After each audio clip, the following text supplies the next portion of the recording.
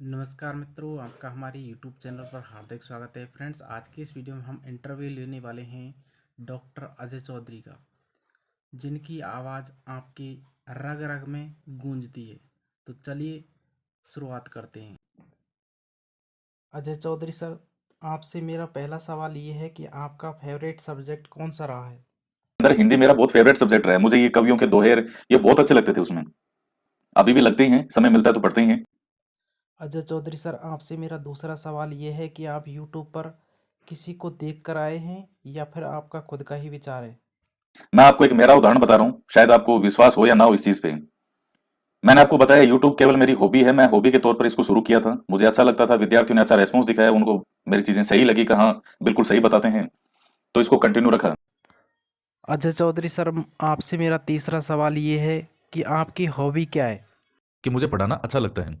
मेरा मन करता है मैं 12 घंटे क्या, मैं 15 में से 15 घंटे सुबह 7 बजे से शाम को 9 बजे तक मैं लगातार पढ़ा सकता हूँ। क्यों? क्योंकि मेरी हॉबी है।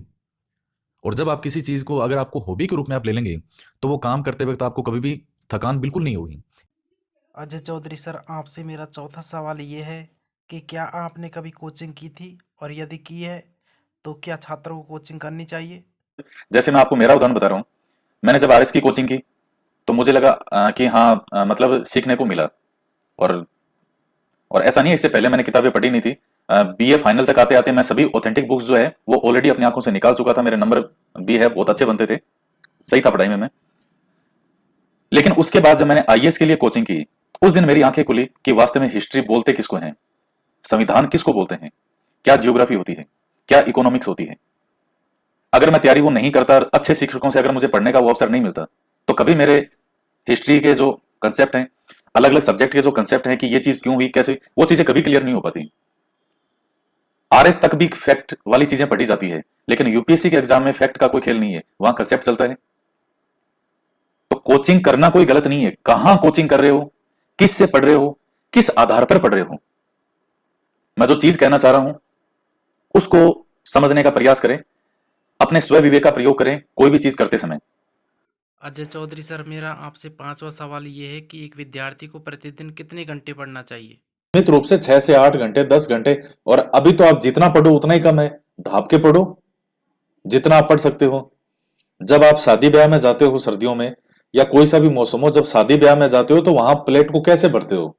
ये भी ले लो, सलाद भी ले लो, दही बड़े भी ले लो, चाय भी ले लो, ये सूप भी पी लो और कॉफी भी पी लो। और पेट में अनाप शनाप, पेट भी रो रहा है, अरे मत कर मत कर, अरे भाई बम मत मार मुझे, लेकिन आप तो गड़ागड़ गड़ागड़ गड़ागड़ पेट में पूरा पूरा भरते जाते हो।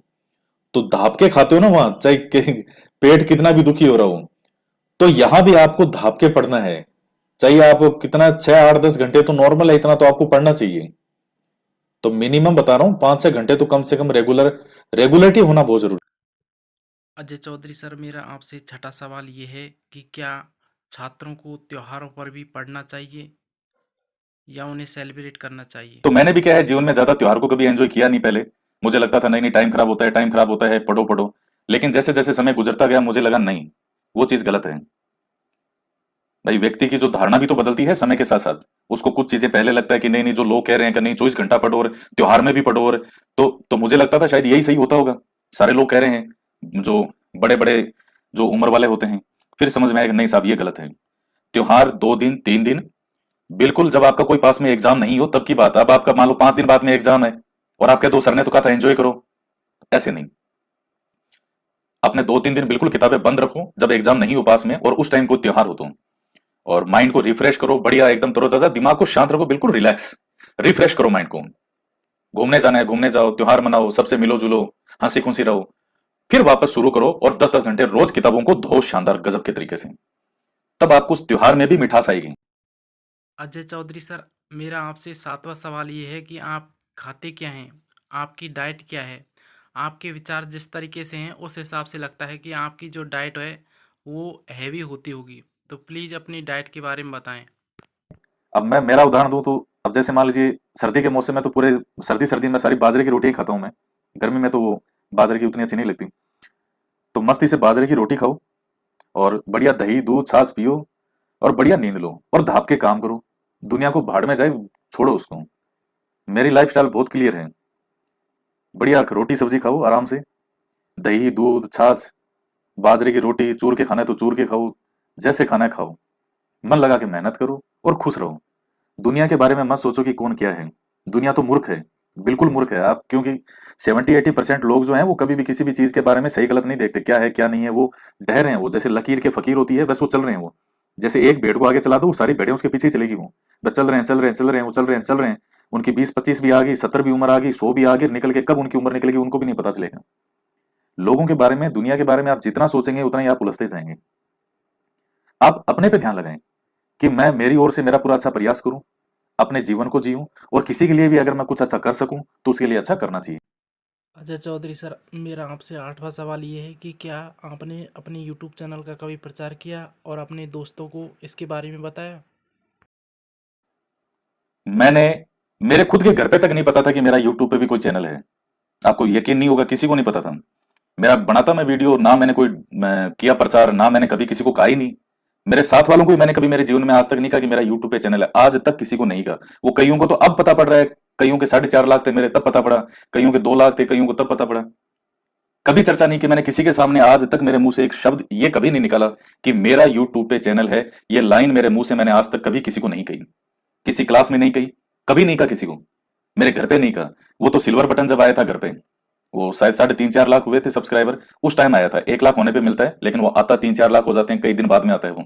उस टाइम पता पड़ा ये क्या है, ये इतना बड़ा शर्म है, ये वो सिल्वर बटन का क्या है ये। मैंने कहा वो यूट्यूब पे है, पढ़ाते हैं तो वहां, अच्छा है क्या तू यूट्यूब पे पढ़ाता है? मैंने कहा हाँ।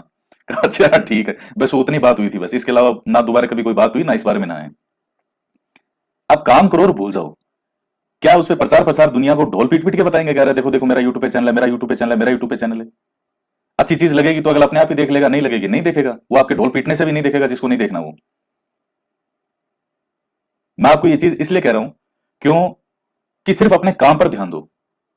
बोलने से या ढोल पीटने से कुछ नहीं होता है, आप सिर्फ अपनी मेहनत पर ध्यान लगाओ। अजय चौधरी सर, मेरा आपसे आखिरी सवाल ये है कि जीवन क्या है? जीवन के बारे में 2 शब्द बताएं। मित्रों, ये सनातन सत्य है।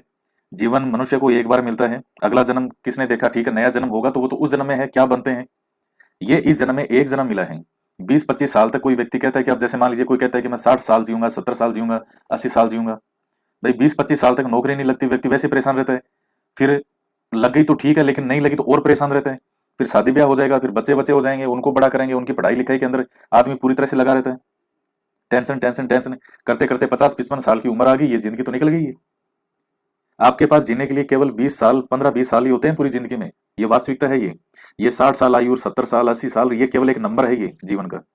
हकीकत में आपके पास केवल 15-20 साल हैं पूरी लाइफ को ढंग से जीने के। कि वास्तव में जिंदगी को जीना किसे कहते हैं। खुश रहना, अपना मन जो काम करे उस काम को अपना प्रोफेशन बनाओ। भाई आप प्रोफेशन, इस दुनिया में आधे लोग दुखी क्यों है? जिसको पुलिस सर्विस में नहीं जाना, पुलिस उसको नहीं जाना अच्छा लगता, उसका पुलिस में सिलेक्शन हो रहा है। जिसका शिक्षक बनना चाहिए वो किसी पुलिस में जा रहा है, पुलिस में जिसका मन है वो उसका सिलेक्शन इसमें शिक्षक भर्ती में हो रहा है। कैसे होगा फिर? तो आप जिस काम में आपको मन लगे, मैं बार बार यही कहता हूं, ज्यादा से ज्यादा खुश रहने का प्रयास करें। दुनिया को भूल जाएं, लोग क्या कहते हैं क्या सोचते हैं। अगर आप जितना ज्यादा इस पर विचार करेंगे तो उतना ही ज्यादा आप इस जंजाल में फंसते जाएंगे।